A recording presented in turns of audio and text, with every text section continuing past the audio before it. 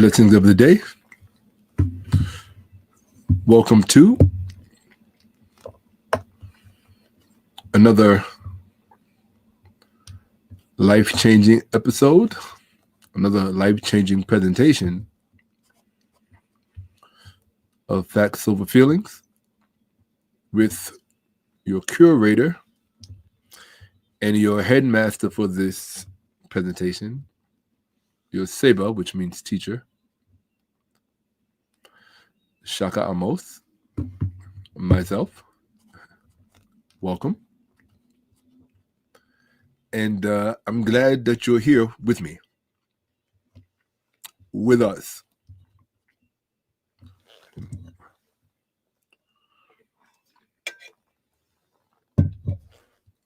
If you're new to the platform, that was strange.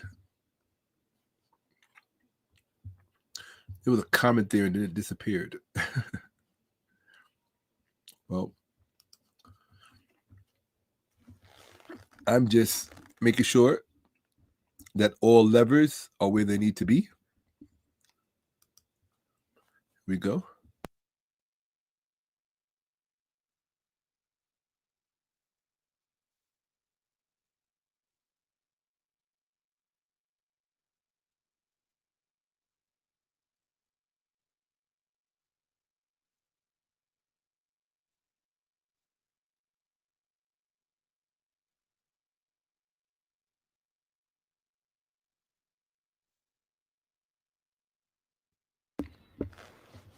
Okay, I'm back. Okay.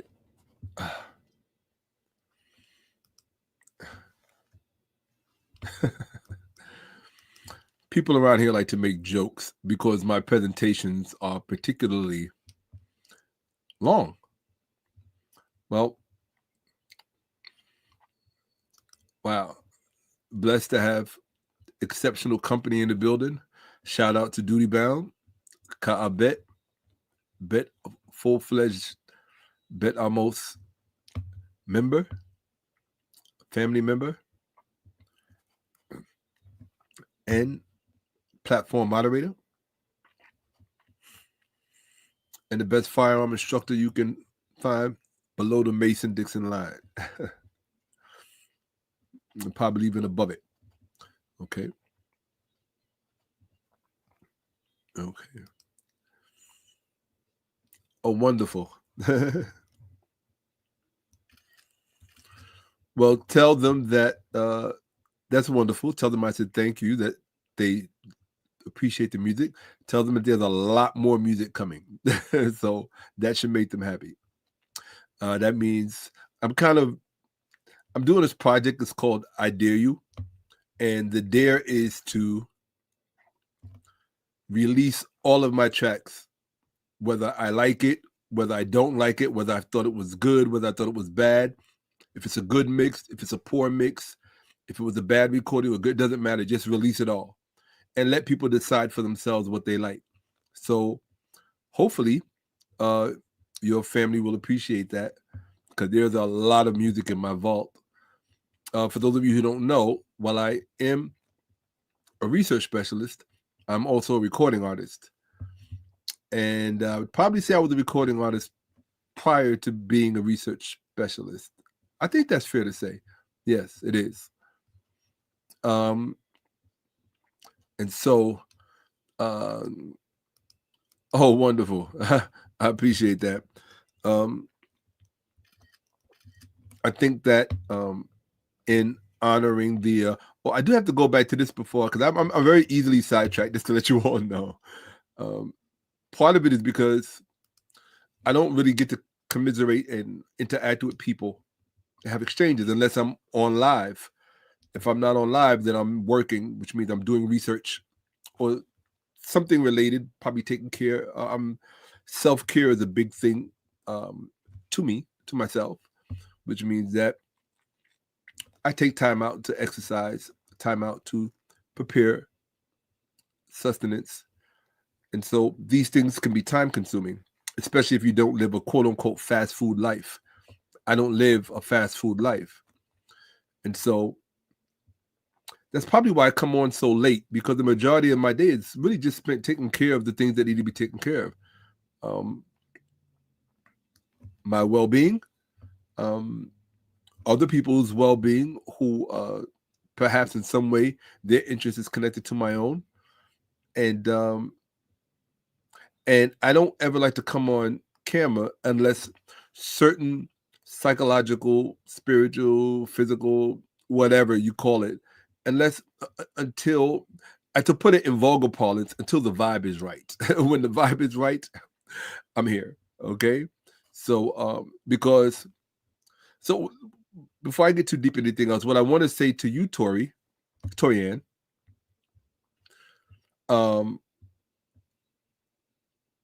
you might pronounce it Torian, I don't know. But what I want to know, because I asked this in the last presentation and I didn't get any answers, I'm going to be releasing a lot of, like I said, my music.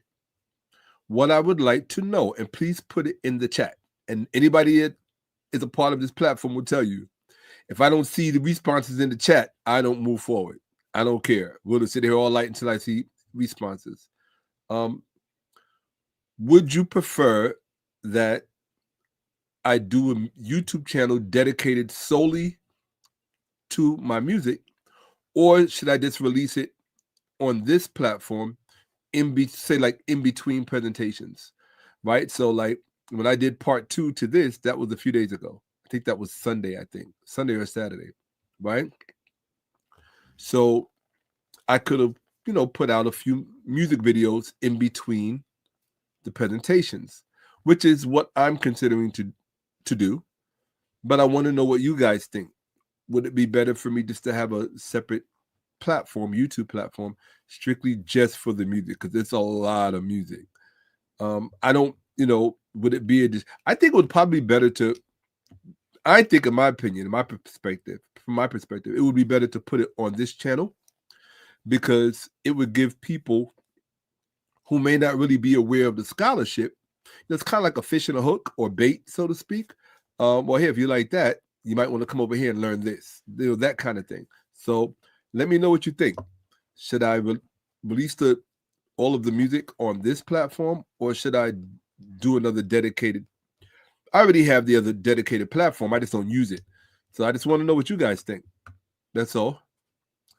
No. You see, oh gosh, no. It cannot be both. It can't be released on this platform and have a dedicated platform. That's twice the work. It's an unnecessary distraction. If I'm going to release the music here, then, but thank you for responding, wise guy, which that wasn't a wide answer, but thank you. Right? Yeah, I'd post it on the same channel. Okay, see, now that's it. See, that's a difference between wise guy and gifted. See, there's a difference between being wise and being gifted, because that was a gifted answer. Yeah, I'd post it on the same channel. Cool. All right. Okay, great. My idea is reasonable.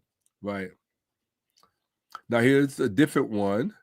Shaka, keep both a Bach position, but just know your Egyptology stuff is how I found you.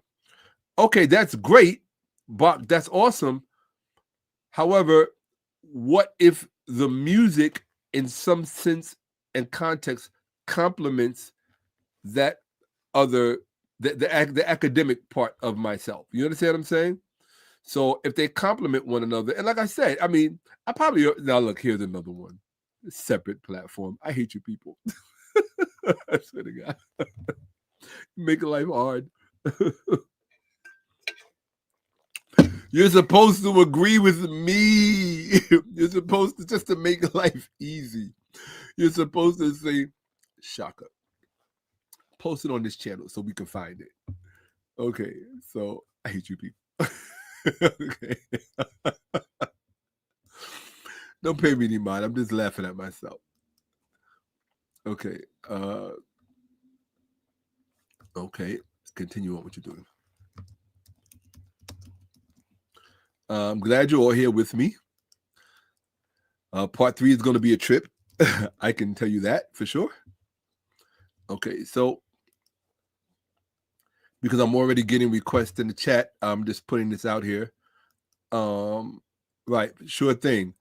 For those of you who want to support the platform, show your respect for the platform. And for those of you who want to give me a grade premised on the presentation that I give today, I always say my grade is reflected by what I see in the Cash App when it's over.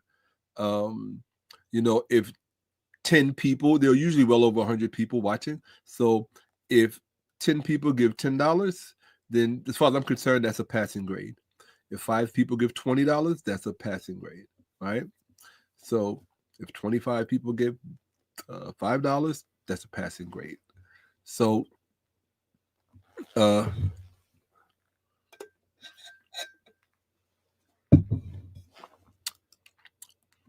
peace to the knowledge seekers and the thought leaders.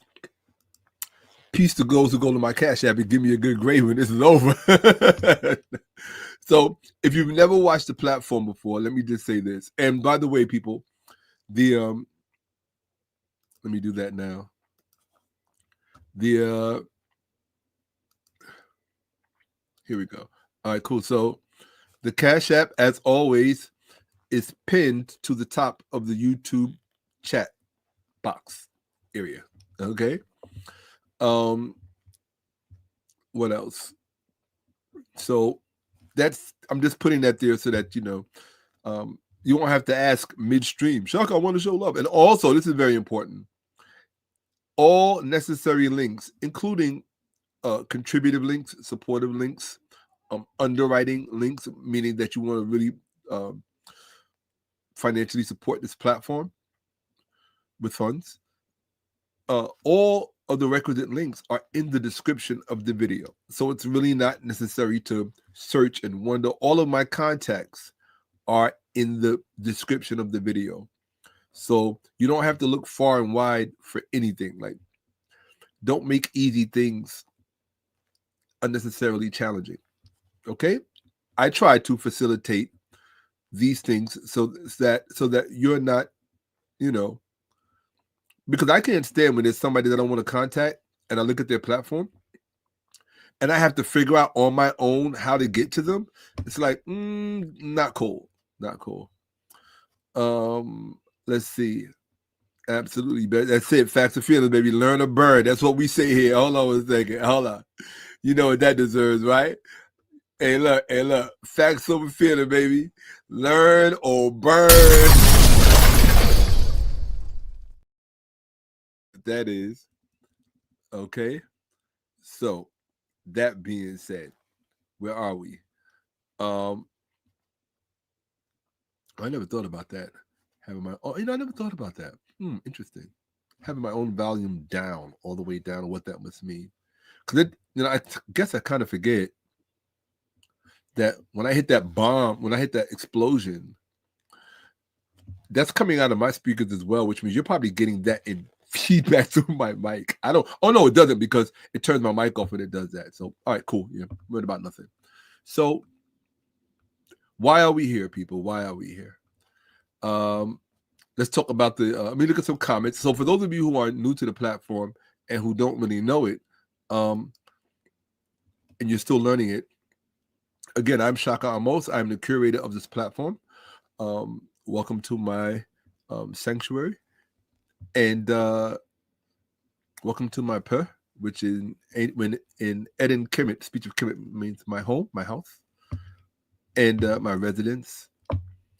And I appreciate having you here with me. You could be with anybody this evening. You could be anywhere doing anything. Instead, you're choosing it to spend this time with myself. And you don't have to spend this time with myself alone. You can have someone with you, or someone's plural with you, so you can all learn together. Okay? So when you're in here, make no mistake about it, you're in my classroom. That's how I treat it. There are a few ground rules.